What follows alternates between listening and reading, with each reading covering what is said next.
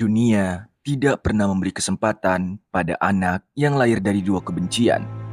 Askeladd lahir bukan dari cinta, tapi dari kontradiksi. Ia adalah anak dari wanita Wales, budak miskin yang diseret dalam perang, dan ayahnya seorang Viking haus darah yang tak pernah mengenal arti kelembutan.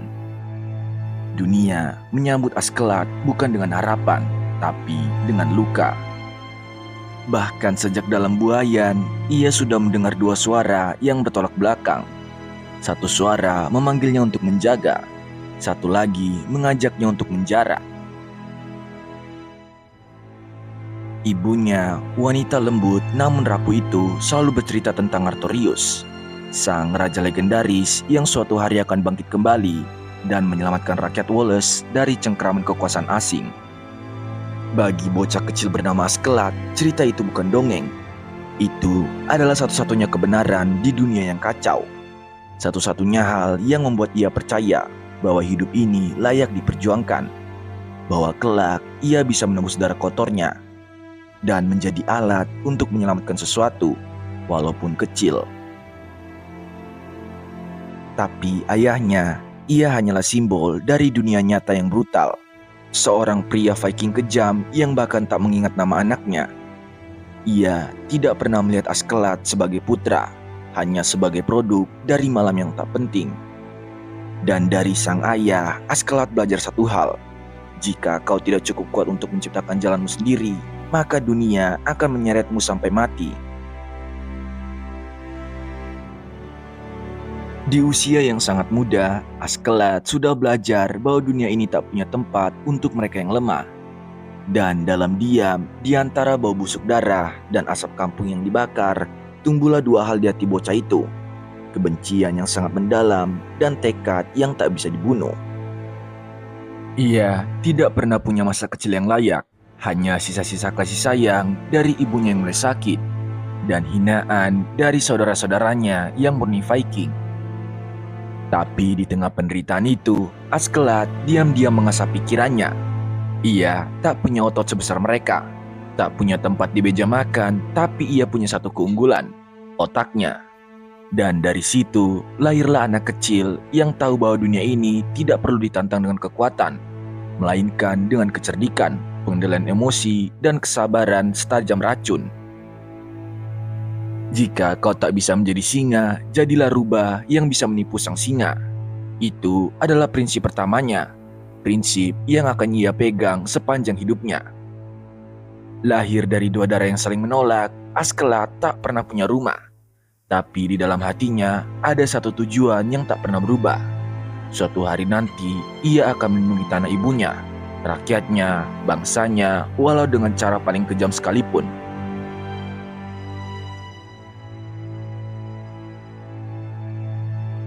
Di medan perang, orang-orang sibuk mengayunkan pedang, tapi pemenang sejati mengayunkan rencana.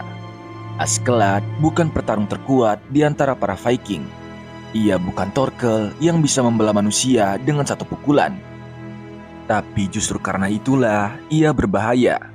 Ia tidak pernah berniat menjadi pahlawan dengan kekuatan, karena ia sadar dalam dunia brutal seperti ini, yang paling liciklah yang akan tetap hidup sampai akhir. Di balik wajah tenang dan seringai sinisnya, tersembunyi ribuan rencana. Ia adalah aktor, manipulator, sekaligus pemimpin dari balik bayang. Di hadapan pasukannya, ia bisa menjadi sosok yang karismatik. Tapi di balik layar, ia adalah dalang yang mengatur siapa yang harus hidup dan siapa yang harus mati, termasuk rekannya sendiri. Askeladd memimpin bukan karena mereka mencintainya, tapi karena mereka takut padanya. Dan dalam dunia Viking itu cukup.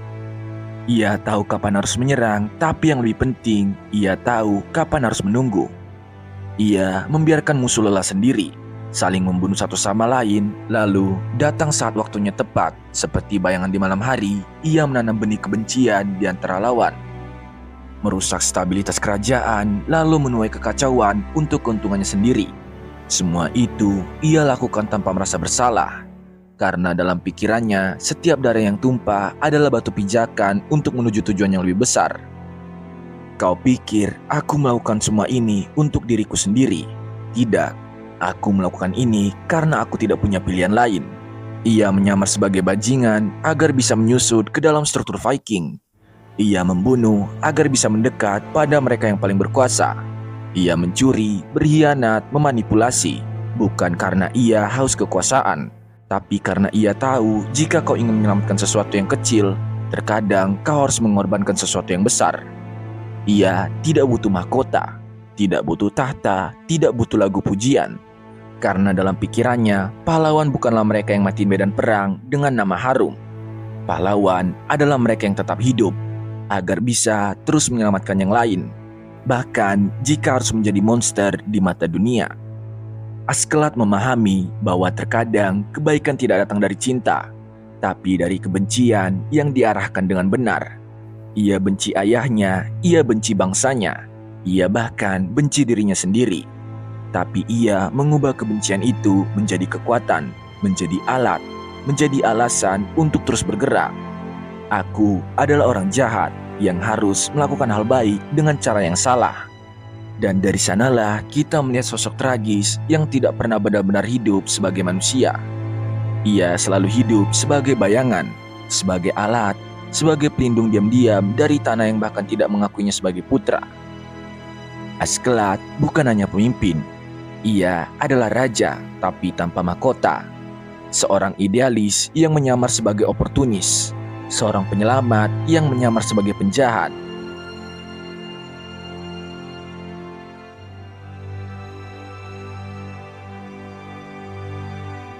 Setiap orang hidup membawa beban, tapi ada beban yang tidak bisa kau taruh di tanah. Karena beban itu bukan berasal dari tubuh, tapi dari hati. Askeladd bagi dunia luar adalah bajingan, pembunuh, pengkhianat. Tapi siapapun yang cukup berani menyelami lebih dalam akan menemukan seorang anak kecil yang tidak pernah benar-benar tumbuh dewasa. Seorang anak bernama Lucius Artorius Castus. Nama itu bukan sekedar nama. Itu adalah warisan, simbol dari sebuah tanah yang selalu ia impikan, tapi tidak pernah benar-benar bisa ia pijak dengan bebas. Wals, tanah ibunya, tanah yang dijanjikan. Ibunya adalah satu-satunya cahaya dalam hidupnya. Ia bukan wanita kuat secara fisik, tapi dari sanalah Askeladd belajar satu hal penting, bahwa manusia yang paling kuat adalah mereka yang memilih untuk tetap mencintai, meski tahu dunia tak pernah berpihak. Ibunya sakit, dunia tidak peduli. Ayahnya kejam, dunia diam. Jadi, Askeladd mencintai ibunya dengan diam-diam mengukir dendam di jantungnya sendiri. Ketika ibunya meninggal, ia tidak menangis, karena ia sudah mati lebih dulu, jauh sebelum jasad ibunya dikuburkan. Sejak hari itu, Askeladd berhenti menjadi anak. Ia menjadi pisau, menjadi bayangan, menjadi mimpi buruk yang bergerak untuk satu tujuan: menyelamatkan tanah ibunya dari cengkraman Viking, bahkan jika harus berdarah sampai akhir. Aku benci bangsa ini, tapi aku harus berpura-pura menjadi bagian dari mereka. Itulah tragedinya. Dendamnya bukan lahir dari nafsu kekuasaan, tapi dari cinta. Dan cinta yang dikubur terlalu lama akan berubah bentuk. Ia menjadi racun, menjadi api, menjadi alasan untuk bertahan hidup dan membunuh. Dan dari sanalah Askeladd mengadopsi Thorfinn. Bukan karena ia butuh prajurit muda, tapi karena ia melihat dirinya sendiri dalam mata anak itu. Luka, kemarahan, kehilangan. Thorfinn adalah pantulan dirinya. Dua jiwa yang terjebak dalam satu lingkaran dendam yang tak pernah berhenti. Namun, Askeladd juga tahu anak ini harus diselamatkan dari jalan yang ia tempuh sendiri. Tapi ironinya, satu-satunya cara menyelamatkan Thorfinn adalah dengan terus menjadi orang yang ia benci. Jika kau ingin membunuhku, jadilah lebih kuat, hidup dan buktikan bahwa kau lebih baik dari aku. Ia tahu bahwa suatu hari Thorfinn akan tumbuh, akan melepaskan beban itu, tapi tidak dirinya. Askeladd tidak pernah menginginkan penebusan. Ia tahu ia bukan orang baik. Ia tahu bahwa sejarah tidak akan mencatat namanya sebagai penyelamat, tapi tidak apa-apa. Karena cinta sejati bukan tentang dikenang, tapi tentang berkorban, bahkan jika harus dicap sebagai monster. Jika itu bisa menyelamatkan satu jiwa, satu tanah, satu harapan kecil, maka ia akan memikulnya sampai akhir. Aku lahir dari kebencian, tapi aku memilih untuk mencintai dengan cara yang tidak pernah diajarkan dunia. Askeladd adalah cinta yang tidak punya tempat untuk tinggal.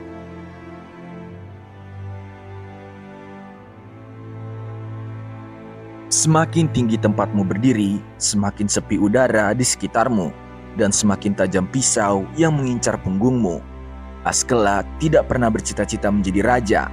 Ia tidak pernah menginginkan mahkota, tidak mendamba singgasana, karena dalam dirinya satu-satunya tahta yang benar ia hargai adalah kebebasan. Namun dunia tidak pernah memberi kebebasan dengan murah.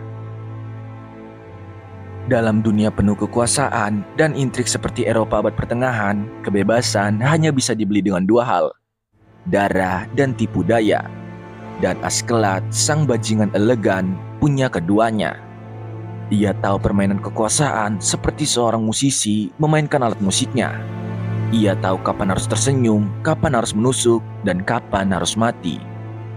Puncaknya adalah ketika ia membawa Canute, pangeran lemah yang dijauhi semua orang, untuk menjadi lebih dari sekedar pewaris. Askeladd melihat potensi di dalam diri Canute, potensi dari seorang anak yang disesatkan oleh agama, dikekang oleh ayah dan direndahkan oleh dunia.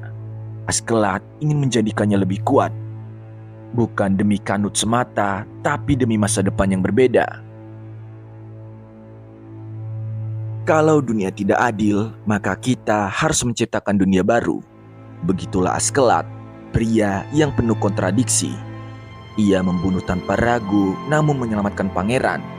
Ia mencaci kekuasaan, namun menjadi pion dalam catur politik. Ia menyangkal status raja, namun bertindak lebih raja dari para raja itu sendiri. Tapi semua permainan ini menuntut akhir. Dan akhir itu datang dengan cepat, terlalu cepat. Ketika Raja Sweyn, ayah Canute, mengancam akan menghancurkan Wales demi kepentingan politiknya, dunia Askeladd kembali goyah. Sekali lagi, tanah ibunya menjadi ancaman. Sekali lagi, cinta yang ia pelihara sejak kecil di ujung kehancuran. Dan di titik ini, Askeladd tidak bisa lagi menyembunyikan siapa dirinya. Ia berdiri di ruang tahta, satu pria melawan seluruh istana. Dan untuk pertama kalinya, ia tidak memakai topeng. Ia berteriak, membunuh, dan memotong kepala Raja Sweyn. Bukan demi ambisi, tapi demi satu janji, bahwa Wales tidak akan disentuh. Dalam satu gerakan berdarah itu, ia memilih semuanya. Ia memilih tanah airnya, memilih Canute, dan memilih ajalnya sendiri. Karena ia tahu tidak ada jalan pulang bagi seorang pria sepertinya. Kalau aku harus menjadi iblis demi menyelamatkan satu harapan, maka biarlah dunia mengingatku sebagai iblis, ucap Askeladd. Itulah keputusan terakhir seorang raja bayangan, seorang pria yang tidak pernah diberi mahkota, tapi memilih mengorbankan segalanya demi harapan yang tidak pernah ia miliki.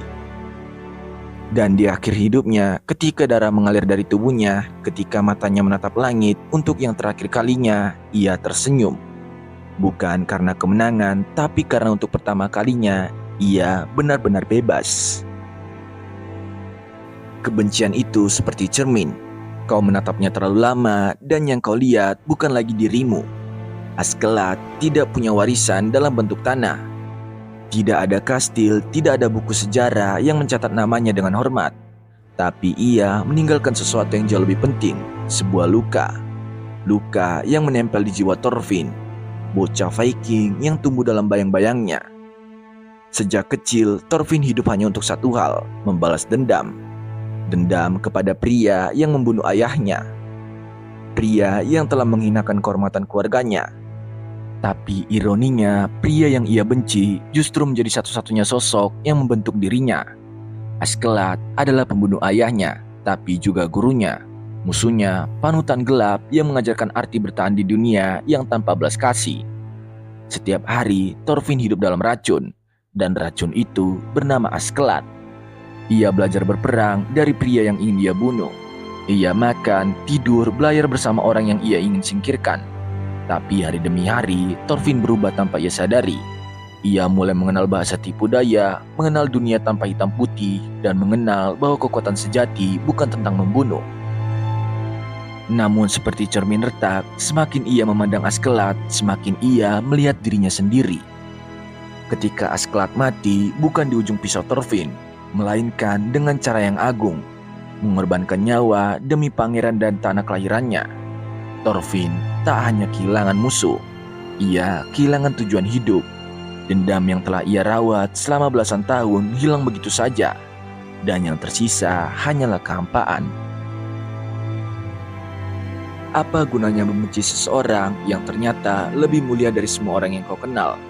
Thorfinn menjerit, bukan karena ia tidak membunuh Askeladd, tapi karena ia sadar selama ini ia hidup hanya dalam bayang-bayangnya, bahwa ia adalah produk dari kebencian yang diwariskan, bukan dari kebijaksanaan yang dipilih. Dan di sanalah warisan Askeladd lahir, bukan dalam bentuk tanah walls, bukan dalam nama kerajaan, tapi dalam jiwa bocah Viking yang akhirnya sadar bahwa hidup bukan tentang membalas dendam, tapi bahwa dunia bukan dua warna, dan bahkan terkadang musuh terbesar kita adalah kita sendiri. Thorfinn yang pernah menjadi pembunuh akhirnya berjalan mencari kedamaian, bukan untuk melupakan Askeladd, tapi untuk mengerti kenapa pria yang ia benci mati demi sesuatu yang lebih besar dari dirinya. Dan saat langkah Thorfinn menjauh dari medan perang, dari darah, dari kebencian, Askeladd tetap hidup. Sebagai luka, sebagai guru, sebagai cermin retak yang akhirnya mengajarkan bahwa kebebasan sejati datang saat kau memilih untuk tidak membalas.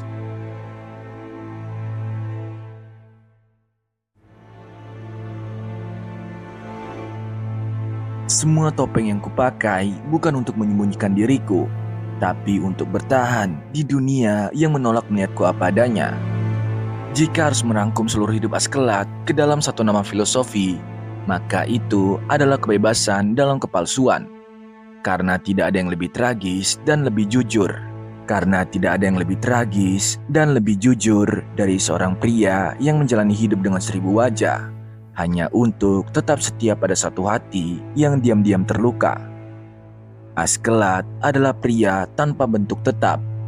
Ia adalah Viking, tapi juga bukan. Ia berlayar bersama para penjara, tapi menyimpan kebencian terhadap mereka. Ia menjilat penguasa sambil dalam diam merancang kejatuhannya. Ia pembunuh sekaligus pelindung. Ia monster dan sekaligus manusia. Tapi di balik semua itu, ada satu hal yang tidak pernah berubah. Keinginannya untuk melindungi tanah kelahiran ibunya, Wals.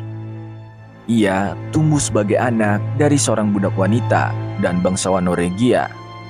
Ia tahu sejak kecil dunia tidak akan pernah memihak orang sepertinya. Maka ia memilih jalan yang kejam, hidup dalam topeng, menipu semua orang, dan hanya menunjukkan wajah aslinya pada satu hal, mimpinya. Jika dunia ini hanya mengenal kekuatan, maka aku akan berpura-pura menjadi yang terkuat, sampai aku bisa menjatuhkannya dari dalam. Askeladd tidak percaya pada dunia yang adil, maka ia tidak berusaha menjadi pahlawan. Ia memilih menjadi monster, yang diam-diam mengorbankan segalanya demi kebaikan yang tak bisa ia klaim sebagai miliknya. Itulah kebebasan dalam kepalsuan. Kebebasan untuk memilih jalan yang busuk agar orang lain bisa hidup lebih baik. Kepalsuan untuk menyamarkan cinta agar tak dianggap kelemahan. Filosofi ini mencerminkan sebuah kontradiksi dalam dirinya. Seseorang yang harus menjadi jahat demi menyelamatkan kebaikan. Dan inilah kenapa Askeladd tragis. Karena dunia hanya melihat dosanya, tidak melihat niatnya. Karena sejarah mencatat kekejamannya, tapi melupakan pengorbanannya. Karena ia hidup dan mati dalam bayang-bayang topeng yang ia pilih sendiri. Namun, mungkin menang itulah harga dari kebebasan sejati. Karena bagi Askeladd menjadi pahlawan bukanlah tentang dipuja, tapi tentang melakukan hal yang benar, bahkan ketika tidak ada yang melihat.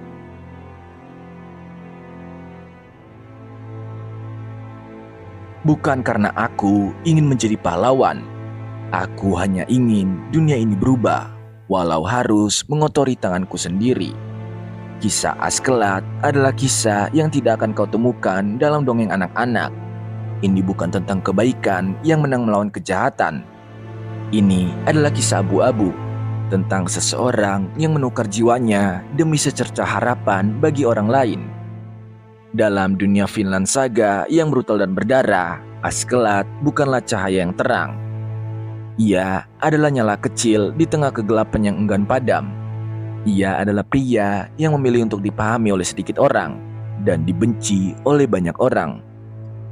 Dan disitulah pelajarannya, bahwa kadang menjadi baik itu tidak cukup, bahwa mencintai tidak selalu berarti harus lembut, dan bahwa memilih jalan yang benar bisa berarti memilih jalan yang menyakitkan. Kita hidup di zaman yang menuntut kejelasan, baik atau jahat, hitam atau putih. Tapi hidup tidak pernah sesederhana itu. Seperti Askeladd, kita seringkali harus memakai topeng untuk bertahan, untuk melindungi orang yang kita cintai, untuk menekan luka yang belum sembuh. Dan tidak semua orang akan mengerti. Tapi dari Askeladd, kita belajar bahwa niat dan tindakan tidak selalu bisa berjalan seiring. Tapi keduanya bisa berasal dari cinta yang sama mendalamnya. Askeladd tidak pernah menuntut pahala dari tindakannya. Ia tidak pernah menanti pengakuan, ia hanya ingin satu hal, agar generasi berikutnya hidup di dunia yang lebih baik. Dan dalam kematiannya, ia mewariskan sesuatu yang tidak bisa dihancurkan oleh pedang atau api. Kesadaran bahwa dunia ini bisa berubah jika seseorang cukup gila, cukup berani, dan cukup hancur untuk mengorbankan dirinya. Itulah warisan Askeladd. Bukan kemenangan, bukan pujian, tapi kesadaran. Kesadaran bahwa kadang orang yang tampak paling bengis adalah mereka yang menanggung luka paling dalam. Terima kasih telah mengikuti hingga akhir. Vinland Saga bukan hanya tentang Thorfinn, tapi juga tentang pria yang diam-diam mengubah arah takdir dengan tangannya sendiri, Askeladd. Karena dalam hidup yang kejam ini, terkadang menjadi iblis adalah satu-satunya cara untuk mencintai dunia yang telah menolakmu. Itulah sosok Askeladd, dan terima kasih.